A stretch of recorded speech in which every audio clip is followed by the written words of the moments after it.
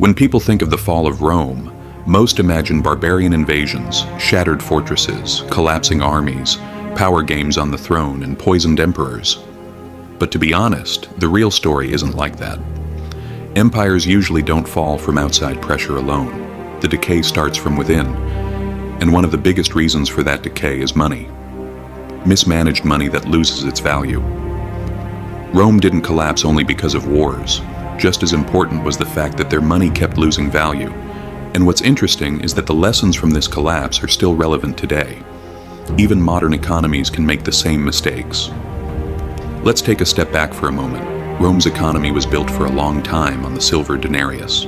It started being minted as early as 211 BC, and it was almost pure silver. Soldiers were paid with it, merchants preferred it, and people saved their wealth in it. In short, the denarius was a symbol of trust in Rome itself. But running an empire wasn't cheap.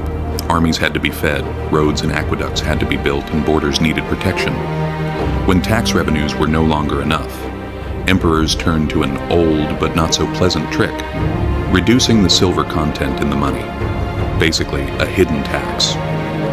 At first, under Augustus, the coin was almost entirely silver. But over time, the silver content dropped. In Caracalla's era, it was cut in half. And by Gallienus's time, the coin had become almost worthless. People could easily notice this. The coin grew lighter, and its color changed. The result? Inflation. Wheat that used to cost 1 denarius suddenly cost dozens. This destroyed people's lives.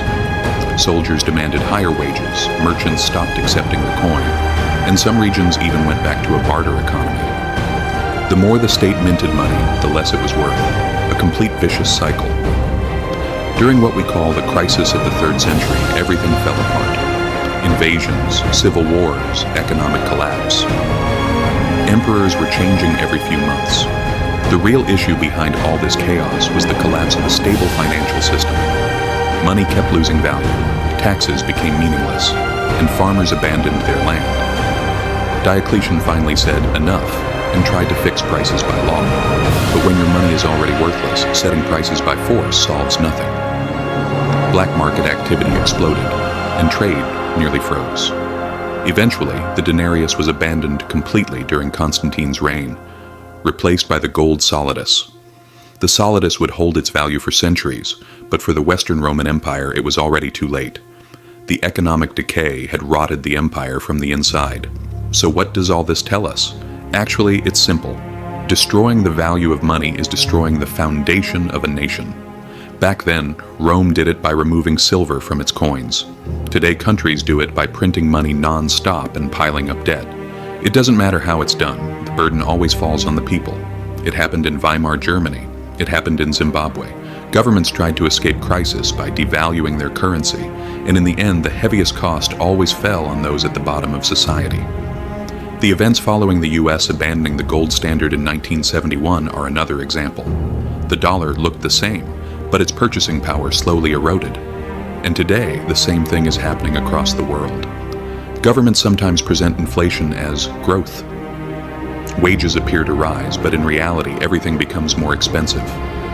Stock markets go up, but most people don't benefit from it. Just like in Rome, the silent cost of devaluation is paid by ordinary people. What's dangerous today is this. It's no longer happening in just one country. It's a global problem. That's why the lessons we take as individuals matter. Inflation is often a policy tool, not a side effect. Real value isn't in money. It's in land, skills, production, and the ability to create. And no system stays solid forever. Even Rome didn't. People in ancient Rome would have laughed at the idea that their currency could one day be worthless. The same thing happened in Germany and Zimbabwe. History always gives us the same message. If you don't understand it, you'll relive it.